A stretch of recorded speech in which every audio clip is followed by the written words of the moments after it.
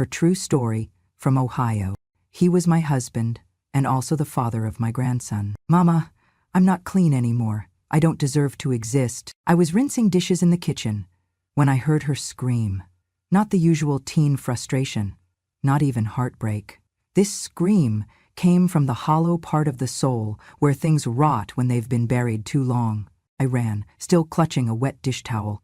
Upstairs, I found her on the floor, knees drawn to her chest, hair tangled over her face like a veil of shame. My daughter, my only child, Tara.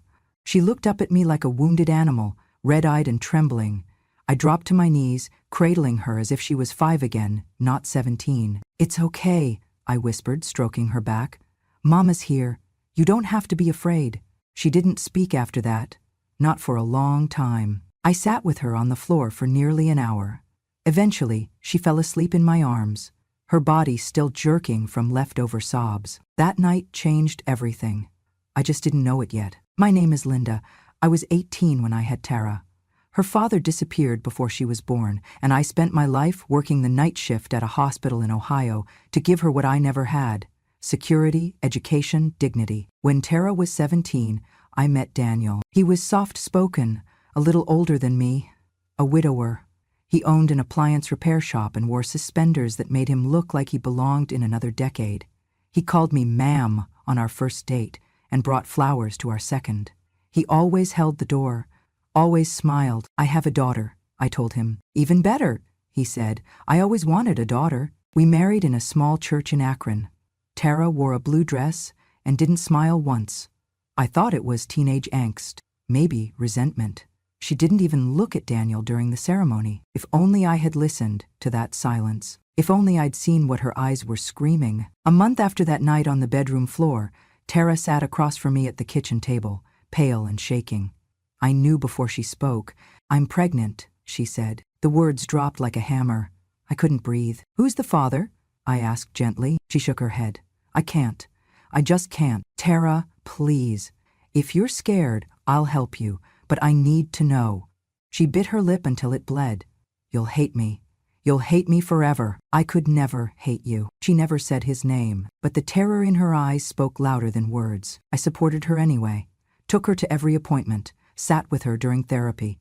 She wanted to keep the baby. "I know it's wrong," she whispered once, "but it's still mine, and I want to protect it, even if I hate myself." I nodded. Because what else could a mother do when her daughter is falling apart? Jonah was born one quiet autumn morning. I held him first. He was tiny, fragile, perfect. Eyes deep brown, curls dark as midnight. Daniel stood beside me and smiled. "He looks just like you, Linda." At the time, I thought he meant it kindly. Now I know it was mockery. For the next few years, life became oddly normal. Tara distanced herself. She was still a good mother. Fed Jonah, held him, kissed him goodnight, but she carried sadness like a second skin. Depression came and went in waves. She stopped painting, stopped writing. She avoided Daniel at all costs. "Why don't you talk to him?" I asked once. She stared at her plate. "He's not who you think he is." "What do you mean?" But she clammed up, every single time. Jonah grew. Daniel doted on him. Too much sometimes. Always eager to take him places. Hug him, kiss him, whisper things in his ear. I thought he was being a loving step-grandfather. Now the memory curdles my stomach. One evening when Jonah was 3, I caught Tara crying into her journal. I reached for it, and she slammed it shut. "Don't," she hissed. "Please, Mama, just don't." I didn't read it, not then, but I should have. And then it happened. Sarah died when Jonah was 5, a drug overdose. She'd relapsed after a long stretch of sobriety. The autopsy ruled it accidental. I knew better. Her pain had finally swallowed her whole. In the days after her death, I wandered like a ghost through our house. One morning, I opened her closet and found it beneath a stack of baby clothes, wrapped in a sweatshirt, her journal, and a letter. It was addressed to me. "Mama, I'm sorry. I tried to live. For Jonah, for you. But I can't carry this anymore. Daniel isn't who you think he is. He's Jonah's father. I never wanted you to find out like this, but I knew you would, someday." He said no one would believe me. He said I was already broken, already dirty. But Jonah is not a mistake. He's the only good thing I've ever done. I love you. I'm so sorry. Tara, I dropped the letter, screamed so loud my voice shattered. My knees gave out on the hallway floor. I crawled to the bathroom and threw up until nothing was left. Then I sat there, staring at my reflection, and said aloud, I married a monster. That's when I knew this wasn't over, it was just beginning. After Tara's passing, I found myself thrust into a role I hadn't anticipated, raising Jonah as my own. He was only 5, a tender age where memories are just beginning to take root. I poured all my love into him, determined to shield him from the shadows of our family's past. Daniel, my husband, seemed to embrace Jonah with an affection that bordered on obsession. He was attentive, always eager to spend time with the boy, teaching him to ride a bike, reading bedtime stories, and attending every school event. At first, I was grateful for his involvement, believing it was his way of coping with Tara's death. However, as time went on, I noticed a certain intensity in Daniel's interactions with Jonah. He was overly protective, quick to discipline, and often dismissed my concerns about giving the child some independence. There were moments when Jonah would flinch at Daniel's raised voice or retreat into silence after their time together. I chalked it up to the challenges of parenting a grieving child. Jonah, for his part, was a quiet boy. He had Tara's eyes, deep and expressive, and a contemplative nature that made him seem older than his years. He rarely spoke about his mother, and when he did, it was with a mixture of longing and confusion. As Jonah grew, so did my unease. There were subtle signs, a reluctance to be alone with Daniel, nightmares that left him screaming in the night, and drawings that depicted dark, unsettling scenes. I began to question the dynamics in our home, but every time I broached the subject with Daniel, he deflected or became defensive. I sought counsel from friends and professionals, trying to piece together the puzzle. Was Jonah's behavior a manifestation of grief, or was there something more sinister at play? The more I delved, the more I realized how little I truly knew about the man I had married. One afternoon, while cleaning out the attic, I stumbled upon a box of Tara's belongings. Among her journals and sketches, I found a letter addressed to me. With trembling hands, I unfolded the paper and began to read. Mama, if you're reading this, it means I'm no longer there to protect Jonah. I tried to be strong, but the weight of my secret became too much to bear. Daniel is not who he pretends to be. He hurt me in ways I can't describe, and Jonah is the result of that pain. I couldn't bring myself to tell you while I was alive, but you deserve to know the truth. Please keep Jonah safe. Love, Tara. The words blurred as tears streamed down my face. A cold realization settled over me. The man I had trusted, the man who had become a father figure to my grandson, was the very source of our family's torment. In that moment, the pieces clicked into place. Daniel's overbearing nature, Jonah's fear, Tara's depression. It all stemmed from a betrayal so profound, it shattered the foundation of our lives. I knew what I had to do. Armed with Tara's letter and a newfound resolve, I approached the authorities. The ensuing investigation unearthed evidence that corroborated Tara's claims. Daniel was arrested and charged with multiple offenses, his facade of respectability crumbling under the weight of his crimes. The trial was a harrowing experience, but I stood firm, testifying to the truth and honoring Tara's memory. Daniel was convicted and sentenced to prison, a small measure of justice for the pain he had inflicted. In the aftermath, Jonah and I began the slow process of healing.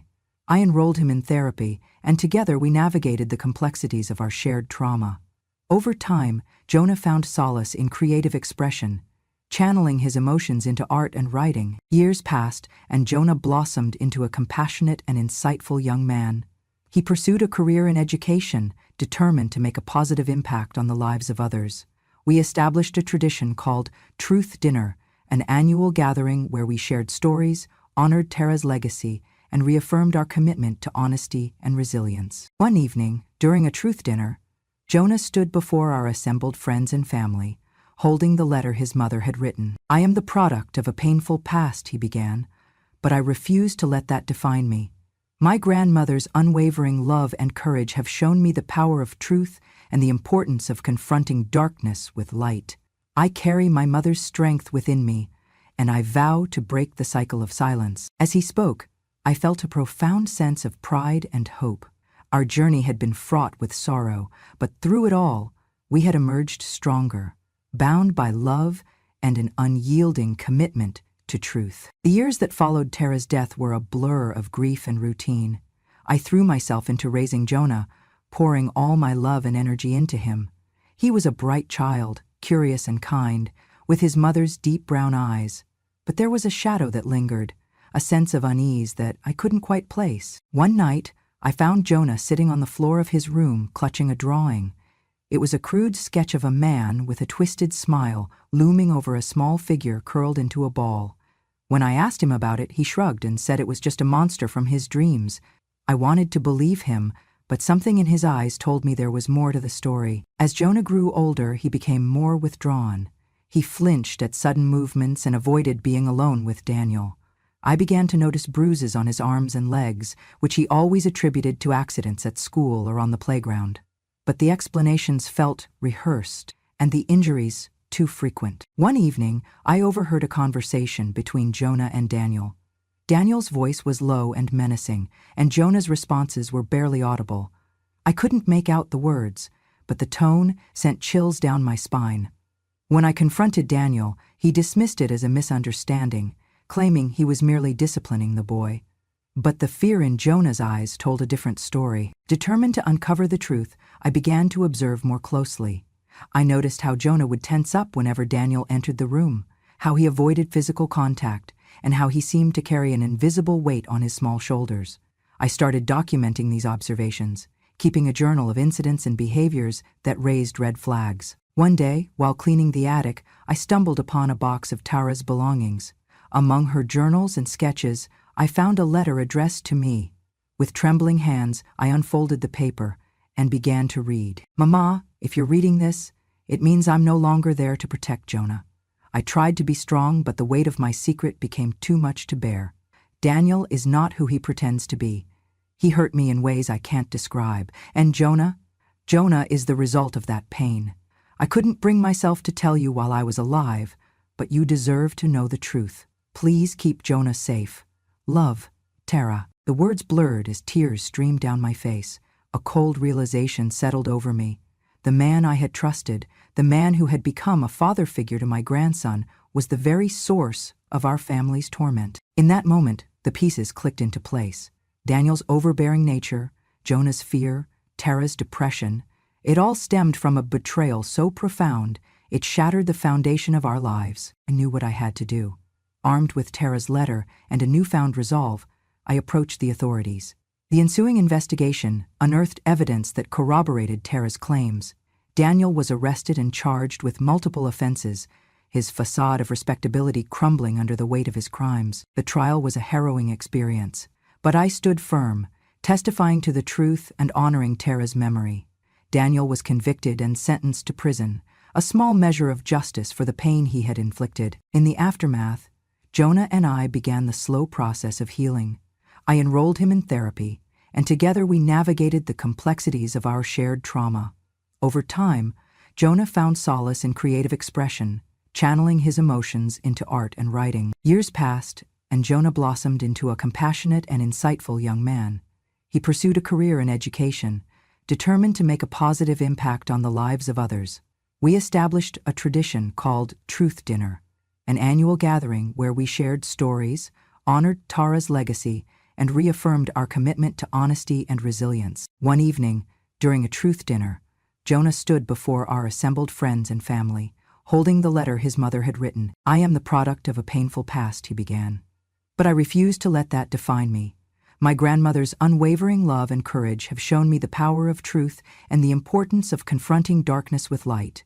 I carry my mother's strength within me, and I vow to break the cycle of silence." As he spoke, I felt a profound sense of pride and hope.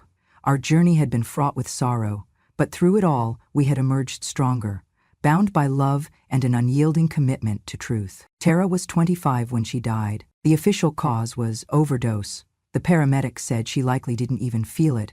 Her body simply gave up after years of fighting demons it was never meant to carry. But I knew better. It wasn't the pills that killed my daughter. It was silence. It was shame. It was Daniel. I remember the way her room looked the morning after. Still, dusty, like even the air didn't want to move. There was a stale smell of perfume and baby powder, and her blanket was folded too neatly, as if she knew she wouldn't be coming back. Jonah was at school. I sent him off without telling him. I told him his mom wasn't feeling well and that we'd talk later. I walked into her room and stood still, hands at my sides, not ready to touch anything. There was something sacred about the mess she left behind. It felt like touching it would erase her for good. Then, on her dresser, tucked beneath a photo of her and Jonah, I saw an envelope. It had my name on it. My heart stopped. My name, in her handwriting. With shaking fingers, I picked it up. The paper was thick, heavy. Inside, just one page. Neat writing, no scratches, no hesitation. It read, "Mama, if you're reading this, I'm sorry. I know this will hurt you. I didn't want to leave you and Jonah, but I couldn't stay anymore. The weight of what I've carried, I just can't bear it. I tried to be a good mom. I really did. But every time I look at Jonah, I see, not him. I see what was done to me. And it's not his fault. He's perfect. He's beautiful. But I'm not. I'm broken. The man you married, Danielle, he is Jonah's father." I didn't know how to say it. I was just a child. I said nothing because I thought maybe you'd stop loving me. Or worse, blame me. Jonah is not a mistake, but the way he came into this world was, and I can't keep living with that truth buried inside. Please, Mama, take care of him. Raise him with the love you always gave me. Don't let him grow up thinking he's shame. He's not. He's your second chance to get it right. I love you. Always have. I just couldn't carry it anymore. Tara, the paper slipped from my hands and fluttered to the floor. I sank to my knees and pressed my palms to the carpet, trying to breathe. It felt like the air had been knocked out of my lungs. Daniel, Jonah, my daughter. The walls around me pulsed with the sound of my heartbeat. The world blurred into silence. He was my husband. He was the man who stood beside me when Jonah was born, the man who said, "He looks like you." Now I understood why. Not because of genetics, but because guilt knows how to smile. I sat on the floor of Tara's room until the sun went down. No tears came, just an aching hollowness. My mind ran in circles, trying to deny what was undeniable. I thought back to the signs I'd ignored. Tara never liked Daniel. She never called him Dad. She avoided him in the kitchen, the living room, anywhere they'd be alone. She had panic attacks. She couldn't breastfeed. She said she felt disconnected. And still, I told myself it was just postpartum, just hormones. I didn't see what was right in front of me. The worst part wasn't what Daniel did. It was that I had trusted him. I had brought him into our home. I had left my daughter alone with him, and now she was gone. I wanted to scream. I wanted to tear down the walls, burn the house, do something, anything, to make the guilt stop. But all I could do was sit there, frozen. Then I looked at Jonah's picture. 8 years old, missing tooth, gap-toothed grin, chocolate on his cheek, holding up a drawing of me, Tara, and him under a rainbow. I picked up the letter again. Don't let him grow up thinking he's shame. I pressed it to my chest. That was the promise I made that night. To protect Jonah, to break the silence, to finish the fight my daughter started, and to make sure that the man who stole everything from her would never take anything again. For 3 days I said nothing. Not to Jonah, not to Daniel, not even to myself. I carried Tara's letter in the inside pocket of my coat like a second heart, beating and broken and burning with every breath I took. I moved through the house like a ghost, made dinner, packed Jonah's lunch, folded laundry with hands that trembled. I wasn't ready. I needed to see him with clear eyes. Daniel, the man who kissed me every night, the man who once fixed our broken washing machine without a word of complaint, who mowed the neighbor's lawn when they were sick, who tucked Jonah into bed and left the hallway light on, just in case. I had to look at him and see a monster. But first, I had to be sure, so I watched. I paid attention to what I'd never noticed before, the way his eyes lingered on Jonah when the boy was quiet, the way he avoided Tara's photo on the wall, the tension in his jaw whenever Jonah laughed too loud, asked too many questions. Daniel had always been loving, but sometimes, in retrospect, too exacting, too precise in how Jonah should behave. No running, no second helpings, no messy jokes. It had felt like old-fashioned discipline.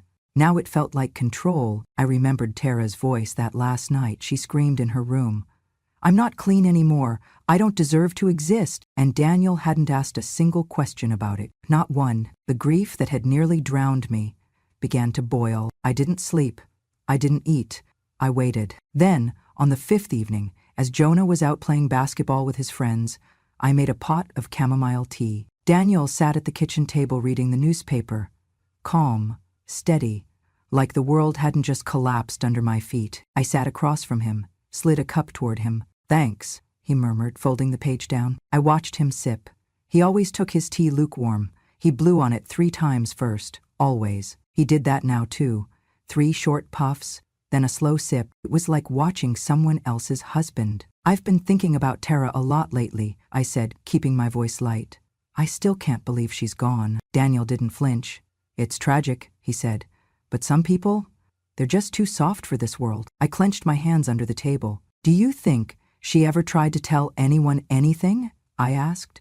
"Like, if she was hurt, would anyone have believed her?" Daniel looked up slowly. His eyes were still the same pale green I used to find calming. Now they looked like algae sitting on something rotten. "Some things," he said, "are better left buried." His voice was calm. Too calm. I pressed further. "But what if it was something bad, something someone did to her?" He looked at me for a long time, and then, with a thin smile, he said, "Even truth rots when it's dug up too late. It poisons everything." I felt cold rush up my spine, but I didn't blink. I'd hidden a recorder in the fruit bowl beside the bananas. The red light was still on. I stood up. "You want more tea?" I asked. He nodded. "That'd be nice." I poured the tea with a steady hand. My heart was hammering, my palms were slick, but my face, I kept it soft, loving, like always. That night, when he went to bed, I took the recorder and played it back twice. I sat on the back porch with the stars overhead and Tara's letter beside me. The two together, his words, her pain, created a kind of evidence no courtroom could ignore, but I needed more, so I went through the attic. Every box Tara had once touched, I opened. Every notebook, every journal. I didn't stop to cry when I found old baby clothes, little drawings signed in crayon. I was hunting for her voice, and I found it. In the back of a floral diary from her high school years, behind a taped photo of her prom dress, were 3 entries. One was dated 9 months before Jonah was born. He came into my room again. Mama was at work. I didn't scream. I just watched the ceiling and tried not to leave my body. I think I died a little. "I'm so sorry, God. Please don't let Mama find out." The second read, "I missed my period again. I can't tell Mama. I can't tell anyone. He says no one would believe me, that I'd be ruining everything if I spoke."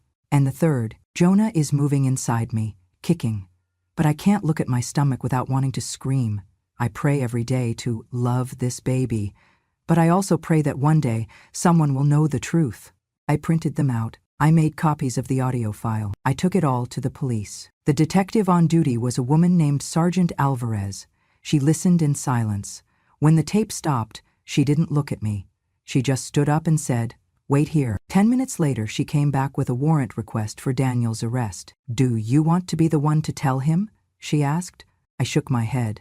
"I want him to hear it from someone he didn't marry." They came for him the next morning. Daniel didn't resist. He didn't shout. He looked at me, once, as they cuffed him in the driveway, and said, "I always knew you were too smart." I didn't reply, but my silence was the beginning of his sentence. The morning they took Daniel away, the neighbors watched from behind their curtains.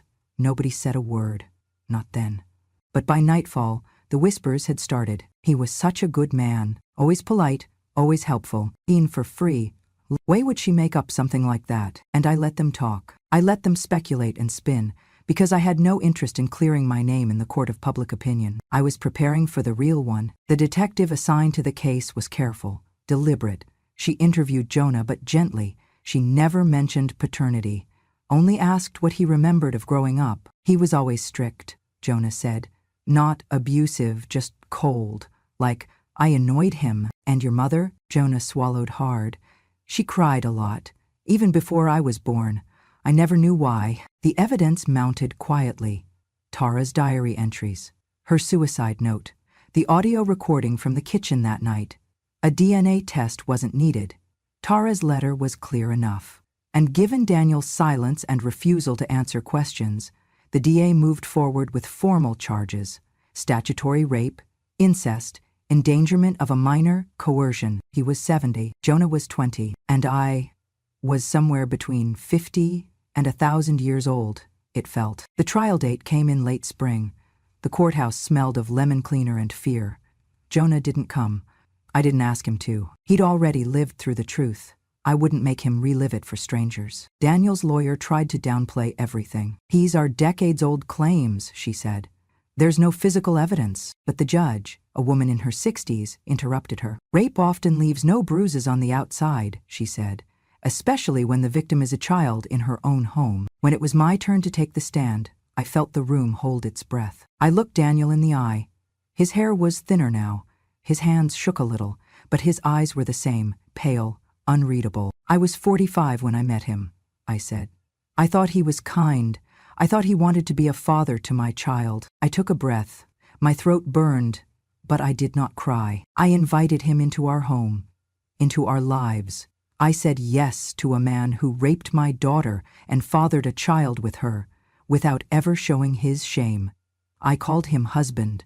I let him hold my grandson." My voice cracked, but I didn't fall. "He is not just a liar, not just a predator. He is a coward who hid behind charm and used the trust of a child to violate her body and her mind." I glanced at the jury. One woman dabbed her eyes with a tissue. A man clenched his jaw. "I cannot bring my daughter back," I said, "but I can tell her story, and I can promise my grandson that silence will never be his inheritance." Then I stepped down. Daniel never testified. He sat there, head low, as if sleepwalking through his own reckoning. After closing arguments, the jury deliberated for only 4 hours. When they returned, the judge called the room to order. "In the case of the state versus Daniel Benson," she said, "we find the defendant guilty on all counts." Daniel did not react, but I did. I let out a loudly, like I'd been holding my breath for 20 years. The judge's sentence was clear and final. "Daniel Benson, you are hereby sentenced to 25 years in state prison without possibility of parole." Then she paused. "But before I close these proceedings," she added, "let me say this. Jonah Benson is not the result of shame. He is the result of strength, and he is the victim of a double betrayal, from a mother too afraid and a man too monstrous." The room was silent. She looked directly at me. "You may have raised him in the shadow of a lie, Mrs. Thomas, but now, because of you, he can live in the light of truth." I walked out of the courtroom with the sun on my face.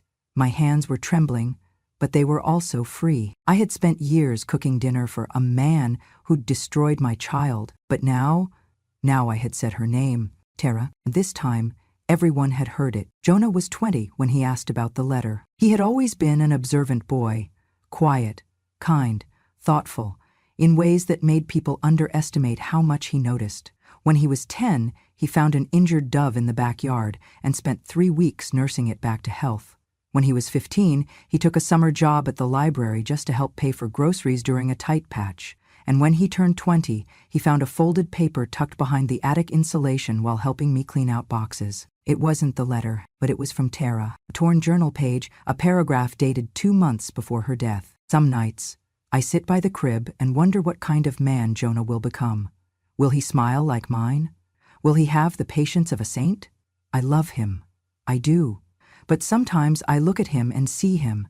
I try to push the guilt down, but it's in my marrow." Jonah brought the paper downstairs. His face was unreadable. "What is this?" he asked. I didn't lie.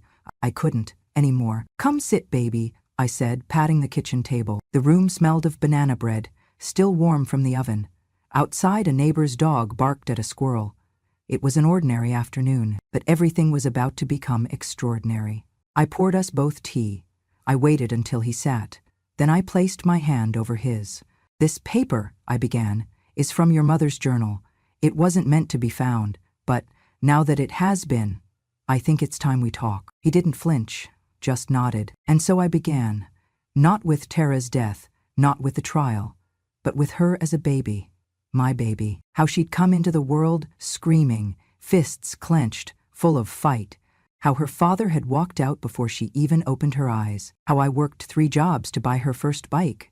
How she hated peas, loved thunderstorms, played piano with one hand while writing poems with the other. How at 17 she stopped smiling. How I thought it was just adolescence. And then, Daniel, I told Jonah everything. From the moment I met him, to the day he moved in, to the way Tara changed. Slowly, almost imperceptibly after that. I told him about the pregnancy, the silence, the breakdown. I told him about the letter, about Daniel, about the truth. For a while he just sat there. Then he stood. His shoulders trembled. His jaw locked. He picked up the ceramic mug in front of him and threw it against the wall. It shattered into 100 pieces, shards of porcelain ricocheting off the floor like bullets. I began.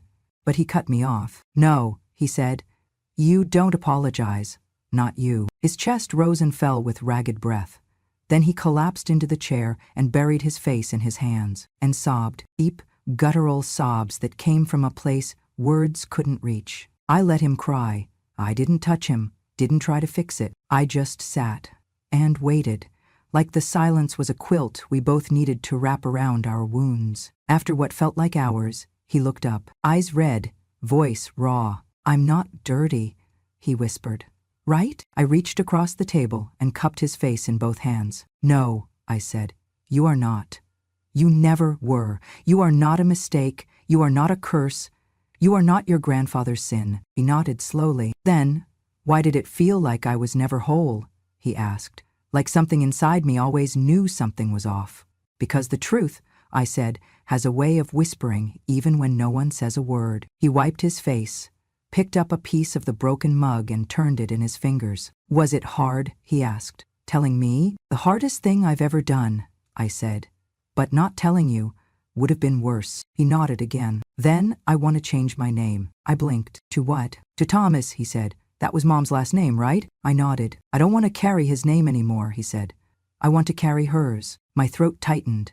I stood up, crossed the room, and hugged him. He was taller than me now, broader, but when I wrapped my arms around him, he leaned into me, like he did when he was 5 and scraped his knees. I'm proud of you, I whispered. I'm proud of her, he replied. She kept going, even when it hurt. We spent the rest of the night cleaning up the broken mug, then cooking dinner together. Spaghetti with too much garlic bread and a banana pie for dessert. That night, he filled out the paperwork. And 3 weeks later, Jonah Benson officially became Jonah Thomas. A new name, a reclaimed legacy, the beginning of a new truth. Linda turned 70 on a warm spring afternoon in Ohio. The daffodils bloomed early that year, and the pear tree outside her kitchen window, Tara's favorite, was heavy with white petals. Jonah had planned a quiet celebration.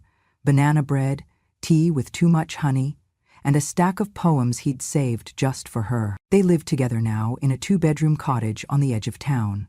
Linda liked to say it smelled like safety, a blend of cinnamon, warm laundry, and the faintest hint of lavender from the sachets she kept in the drawers. Jonah, now a high school literature teacher, had a rhythm to his life that Linda cherished. He read the newspaper aloud in the mornings, graded essays with a red pen he never pressed too hard, and once a year, on the anniversary of his mother's death, they hosted something called the Truth Dinner. It had started by accident.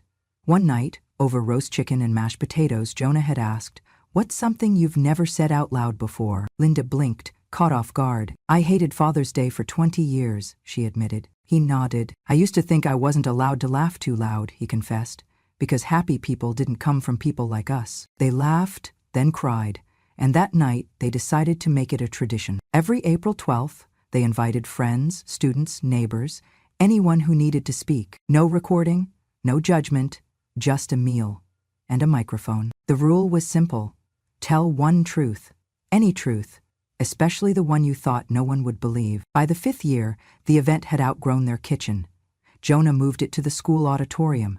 He even got permission from the principal to turn it into a community outreach program. This year, Linda made 3 loaves of banana bread. The line for slices stretched down the hall. Jonah adjusted the microphone stand, glanced at his note cards, then cleared his throat. The room quieted. He looked out at the sea of students, teachers, and strangers. Then he began. "My name is Jonah Thomas," he said, "and for most of my life, I believed I was just lucky." He paused. "I had a strong grandmother, a warm home, and a second chance after a lot of pain I didn't remember." He took a breath. "But the truth is, I'm not just the result of love. I'm also the result of a betrayal. A deep, terrible betrayal that shattered my family before I even knew how to walk. He looked at the back row, where Linda sat, hands folded, eyes misty. My mother, Tara, was a beautiful soul, broken too young, taken advantage of by someone the world thought was decent. That man was also my biological father. Gasps rippled across the room. Jonah didn't flinch. He held up the letter, Tara's letter. I found this when I was 20. My grandmother, who raised me, fought for me, believed in me, sat me down and told me everything. She didn't lie. She didn't soften it. He unfolded the paper, and tonight, with her permission, I want to read it. Not to shame, but to honor. His voice trembled, but only once. Jonah, my sweet boy, if you're reading this, it means I couldn't carry the truth anymore. But I need you to know something. You are not a curse. You are not a mistake. You are mine. And I loved you from the moment I knew you were inside me. I didn't choose how you came to be, but I chose to love you anyway. The silence was heavy, but it didn't feel like judgment. It felt like reverence. Jonah folded the letter and looked up. I am the result of a mistake, he said. But my grandmother, she made me believe I was worthy anyway. She gave me a name, a future, and most of all, a truth I could live with. He stepped back from the mic. The applause was thunderous. Some students stood. A few teachers wept. And in the back row, Linda closed her eyes and let the sound wash over her like a benediction. That night, back home, Jonah went to bed early. Linda stayed in the kitchen, humming a tune Tara used to love. She took out the ripe bananas from the basket, mashed them gently, mixed in the flour, the sugar, the eggs. Each stir was a memory. Tara's laugh at age 8, her tears at 16, her whisper, "Mama, I'm not clean anymore," echoing even now. She poured the batter into a pan and placed it in the oven. The scent filled the cottage slowly, sweet, familiar, whole. Linda stood by the window, watching the stars blink, one by one, into the night sky. Jonah had once said, "Truth doesn't fix everything, Grandma, but it lets you breathe again." She understood now. Some truths are bitter. Some are impossible. But silence, that was the flavor she'd grown tired of. Tonight, her kitchen didn't smell of sorrow. It smelled of banana bread, of truth, of survival. And as she sat down with a warm slice and a cup of tea, Linda whispered to the empty room, "The truth can be bitter, but living without it, that's what's truly unbearable. If you've ever swallowed tears over secrets no one believed you'd dare to speak, then I'm here to say, speak, and let me listen. I'm not a writer. I don't need a stage. I'm just a woman who's lived long enough to know. Silence doesn't protect you. It protects the ones who hurt you. Maybe they told you, don't make a fuss. Let the past stay buried. Everyone makes mistakes. Just forgive and move on. But I say this, the truth doesn't have to be light. It just has to be told. At Groma True Stories, we tell the stories they tried to bury.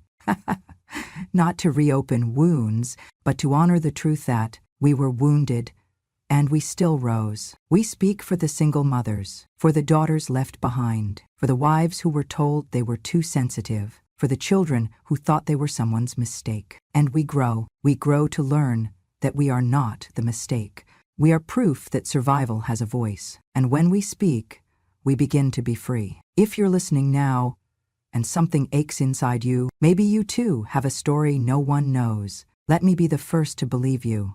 Subscribe to Grandma True Stories, not because I have the answers, but because I know some questions deserve to be heard. And I'm still here, still speaking, still willing to sit with the truth and call it by its name. Grandma True Stories, where we don't need to scream to be heard, we just need to begin. With something honest, because justice has no expiration date, and survival doesn't need permission. I survived, you will too,